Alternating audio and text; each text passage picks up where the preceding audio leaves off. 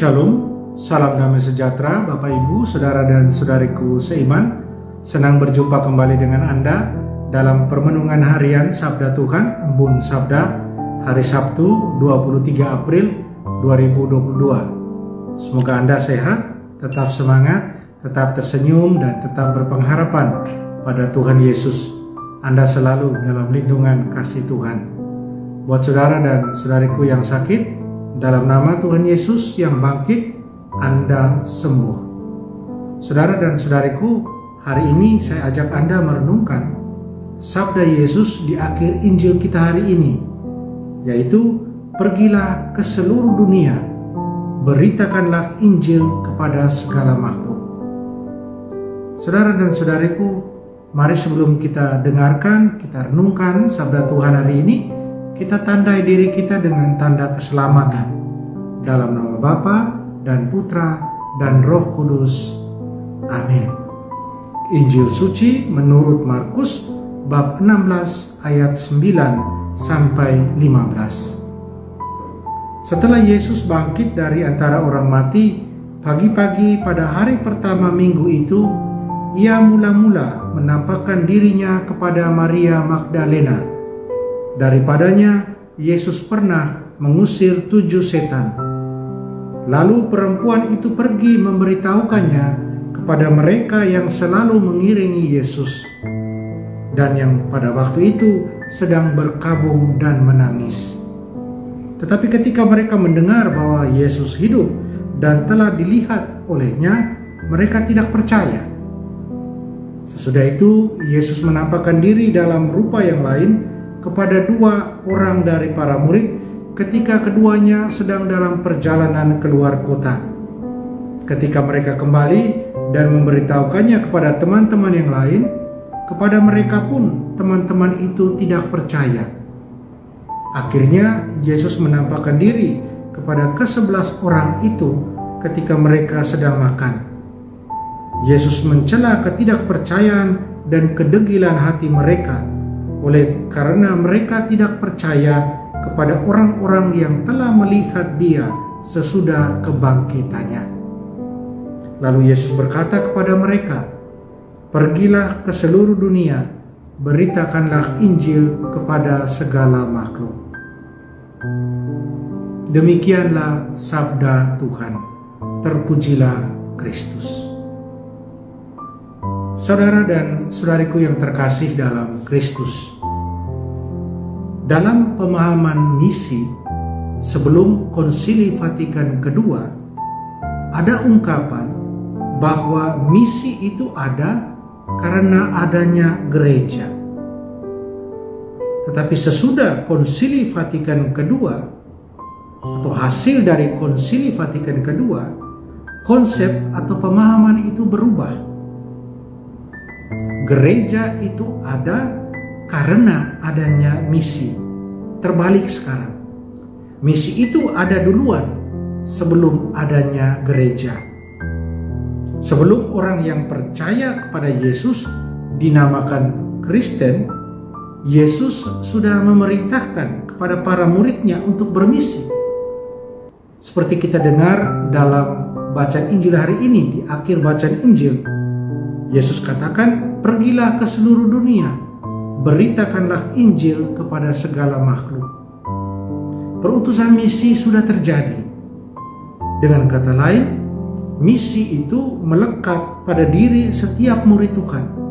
Misi itu melekat pada setiap orang yang percaya kepada Tuhan, beriman kepada Tuhan. Menjadi murid Tuhan berarti siap bermisi. Saudara dan saudariku yang terkasih dalam Kristus, pendasaran biblis dari perutusan atau misi ini juga bisa kita lihat pada bacaan pertama hari ini. Seperti apa yang dikatakan Petrus dan Yohanes ketika mereka membela diri menjawab para pemimpin Yahudi, para tua-tua dan para ahli Taurat. Mereka katakan demikian, "Sebab tidak mungkin bagi kami untuk tidak berkata-kata tentang apa yang telah kami lihat dan yang telah kami dengar." Bahkan dalam ajaran gereja, dalam magisterium gereja, dalam dokumen gereja Ad Gentes nomor 2 juga menggarisbawahi bahwa gereja itu pada hakikatnya adalah misionaris. Gereja itu pada hakikatnya misioner. Sekali lagi, misi atau bermisi itu melekat penuh dan dalam gereja, dalam diri kita sebagai pengikut Tuhan.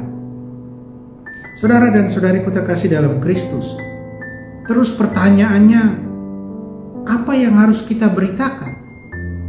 Pertanyaannya, apa Injil itu? Yang kita beritakan Injil itu adalah kabar baik. Apa itu kabar baik? Kabar baik itu adalah Yesus sendiri.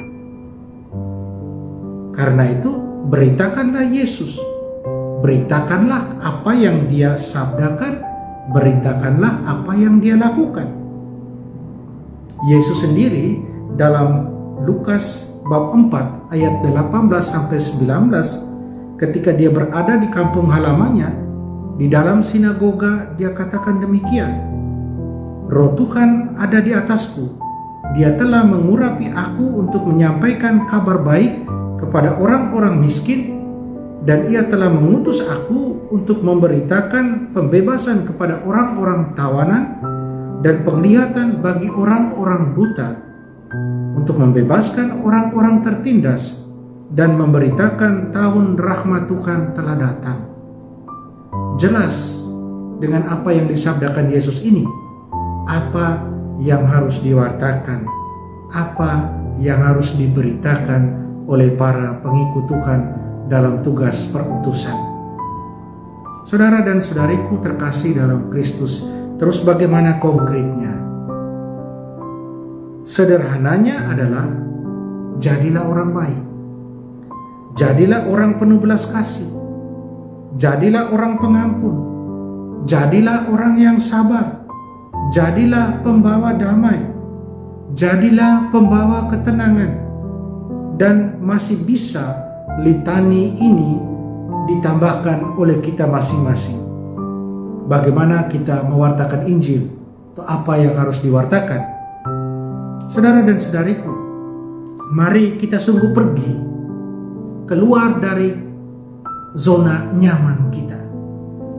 Mari kita sungguh mewartakan Yesus dan Injilnya. Ingat, wartakan Yesus dan Injilnya, dan bukan mewartakan diri kita sendiri. Tuhan Yesus yang bangkit akan selalu menyertai kita. Biarlah semua orang merasakan kasih dan cinta Yesus lewat kita. Biarlah kita menjadi the other Jesus for others. Menjadi Yesus yang lain buat sesama kita. Karya pewartaan, karya evangelisasi harus tetap hidup lewat diri kita, para pengikut Tuhan. Amin. Mari kita berdoa. Tuhan Yesus Kristus, perintah bermisi Engkau taruh di pundak kami para murid-Mu. Bantulah kami dengan karunia Roh Kudus-Mu, agar kami sungguh menyadari misi kami yang Engkau berikan. Agar kami sungguh mewartakan Engkau lewat perkataan dan perbuatan kasih kami. Jangan biarkan kami mewartakan diri kami sendiri. Bantulah dan tolonglah kami, Tuhan Yesus. Amin. Mari kita mohon berkat Tuhan sertamu dan sertamu juga. Kita sekalian, semua orang yang kita sayangi dan kasih, usaha, karya, dan kerja kita dilindungi, dibimbing, dan diberkati Allah yang Maha Kuasa, Bapa dan Putra dan Roh Kudus. Amin. Saudara dan saudariku terkasih, jalanilah hari ini dengan senyum.